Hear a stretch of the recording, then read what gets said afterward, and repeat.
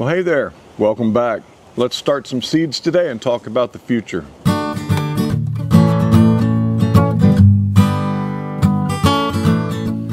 Hey friends, it's been a long time, hasn't it? I haven't made a video in months. My channel's suffering for it. It's the way things go. It's been one of those kind of seasons that I wouldn't wish on anybody, and we've had a lot of troubles. And the garden's looking terrible. Quite frankly, all my 3 main beds are covered in weeds. And what we're going to do is take that opportunity to do a series this spring on how to recover a garden bed that's, well, gone to weeds and looks awful. But right now we got to get some seedlings started. I'm behind schedule a bit, but sort of on purpose, because we've had epic freezes 3 out of the last 4 years. Epic freezes in February, which has killed off a lot of my early spring efforts. So we're going to delay. There's supposed to be another freeze coming in February, maybe late February, and our average last frost date traditionally has been March the 1st. That's when normally I would have my stuff out here in Zone 9. Actually, I'm in Zone 9B now. I was in Zone 9A all the years before. But now they've realigned the zones. I'm in Zone 9B. It's typically hotter here than it used to be in the summers. It's colder here than it used to be in the winters.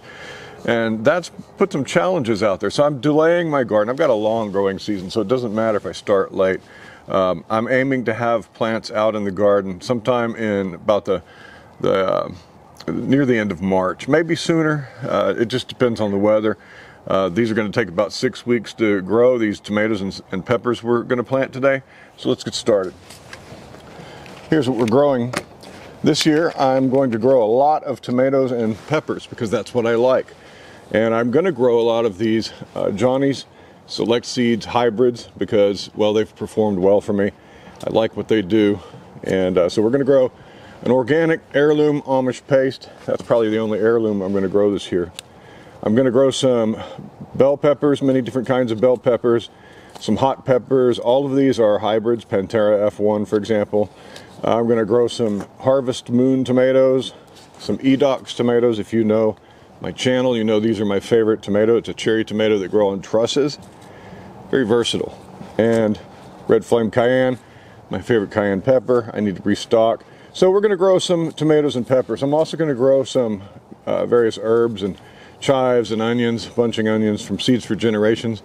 If you need seeds, check out Seeds for Generations. Use my link in the info section below and you'll be supporting our channel. Yeah, so we're going to get started. I'm going to use these cheap, super cheap trays that I got from the Home Depot. And I'll tell you why I'm using them. Let me put these away, the wind's blowing them around. Okay, these super cheap vacuum plastic trays, they'll last you a few seasons. These are made by Fairy Morse, I think, or Jiffy makes them also. But I like them because they come with a little humidity dome and they're cheap. And you get that's 72 plants right there. I only need 2 of these to fill my backyard and have some left over for friends. I like them because, well, I've tried everything. I've tried the big heavy duty ones from Haas Tools. I've tried the kind you can run over with your truck. I've tried all of them. The biggest ones that I like the most don't have a humidity dome, and I need a humidity dome around here. The Haas Tools humidity dome sits about 8 inches off the surface of your soil. That's too high. My plants get leggy in there. I don't like them. These come with a humidity dome that's just that high, and I can get my lights really close to the surface there. And well, that's why I like these cheap ones. You know, sometimes you try everything out and you come back around to the quick and cheap Home Depot version of things, and well, that's what we're going to do today. I'm going to fill these with soil and plant our seeds. All right, first I'm going to get my potting soil. What you want is seed starting mix. Now you can buy any brand. Miracle Grow is cheap. It was at the Home Depot. Seed starting potting mix, and it's usually a mixture of peat moss or coco coir and some perlite. But it's super dry, and I like to mix it up with some water before I put it into my trays there. And it can take a lot of water. You want to get it moist but not sopping wet. I think that was just the right amount of water there. Hello, Phoebe. You coming to check us out, huh? CB. Don't drink that. Phoebe has been to the vet, and well, she's been put on a diet. All right, so we're going to load up our tray now. Let me move this out of the way. Move this out of the way. We're going to load up our tray. Move. Hey, you're getting in the way. And you want to make sure that you get this soil all the way down and make a nice tight little plug, because you're going to have to pop these out at some point. What are you doing? Go away. You're in the way. Really, make sure you get that soil down in each of these cells, because you don't want air pockets down there. It won't promote good root growth. You won't be able to pop out a nice little hole plug when it comes to transplant time. So I won't bore you with filling these up, but I'll sit here and get it done. We'll be right back. All right, the sowing of seeds is fairly simple. I like to have my rows going this way. Some of these hybrids are very, well, they're not cheap, let's just put it that way. And they're not cheap because you're paying for disease resistance and all kinds of different traits that have been bred into these seeds through the selection process.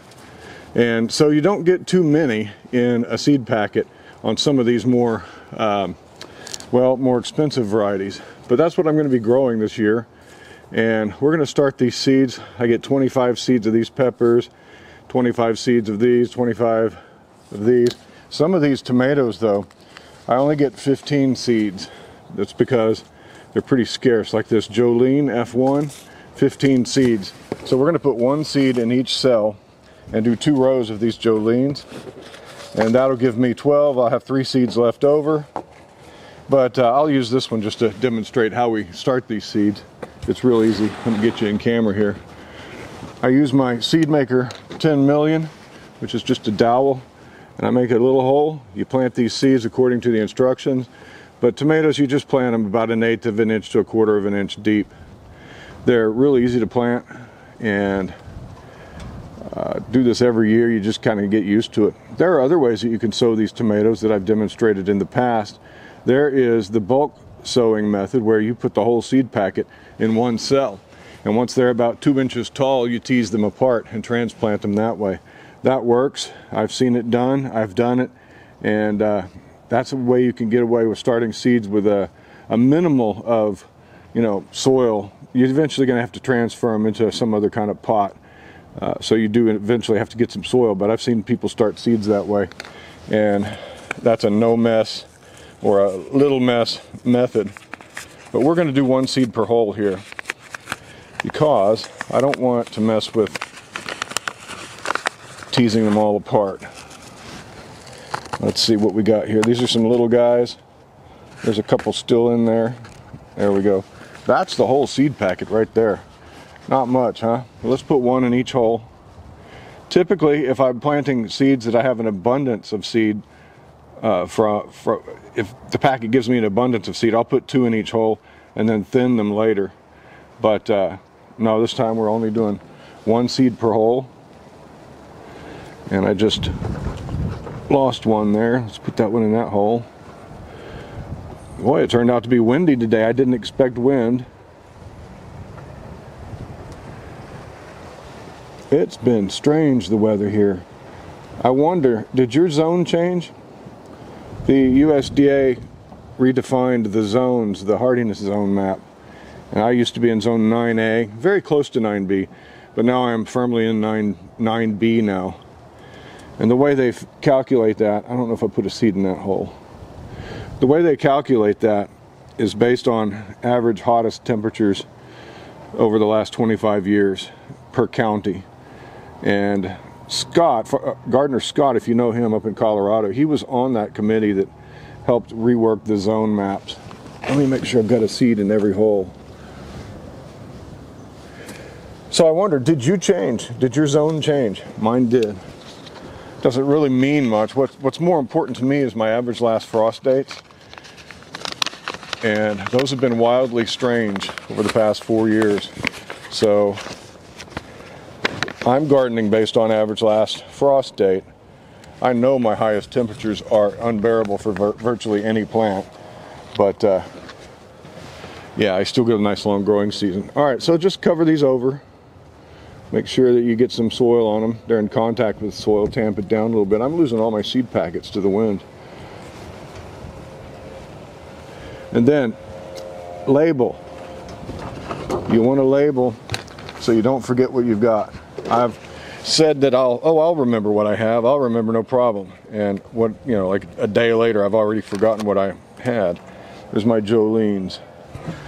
All right, I'm down to my last little pepper, an Altiplano pepper, hybrid hot pepper. Hope this will be good. Now, one thing about seed starting and seed planting is there's a rule of thumb. It says plant the seed twice as deep as the seed is long. Well, these pepper seeds are pretty, about 1/8 of an inch, so I shove them in about 1/4 of an inch, and that should be sufficient. Now we have our seeds. We're going to water them. I just want to let you see how this humidity dome fits on here. Just rests on top. Keeps the moisture in a little bit under the lights. And so we've got 2 trays planted for our spring and summer garden. I'll place these under my lights and on the heat mat. Have the heat mat set to about 73, 74 degrees, just enough to warm that soil a bit. The ambient temperatures in my house during the day, usually about in the 70s at this time, until we get our cold snap, and that's when this will be real important to have a heat mat. Because, well, it doesn't get so cold here that we run a heater in the house. We just bundle up. So the heat mat comes in handy. The lights, they don't put off a lot of heat. They're LED strip lights. I used to use the T5 fluorescent, but I converted to these. And I'm not sure which ones I like more. The T5s at least put out some heat and would warm your soil. And I didn't use a heat mat. Now I need a heat mat because these don't put out any heat. So let's get these watered. I'm going to use a mister. Just water these in with the spray bottle. Get all those seeds in contact with the soil and with moisture. Put our humidity dome on and we're good to grow. Don't necessarily need light at this moment, but it's always nice to turn the light on. Feels like you're doing something good. Feels like we're growing. Let's get that heat mat on. Well, there we have it. Our garden is planted and we are underway. Now, what to do about all the mess over there that I'm not going to show you just yet? Well, we're going to burn, we're going to cover, and we're going to recover that garden bed so that these plants can go in. Hey, thanks for joining me on Black Gumbo Southern Gardening. I'm glad you've chosen to watch our channel. Please subscribe if you like our content, and we'll talk to you next time. Bye-bye.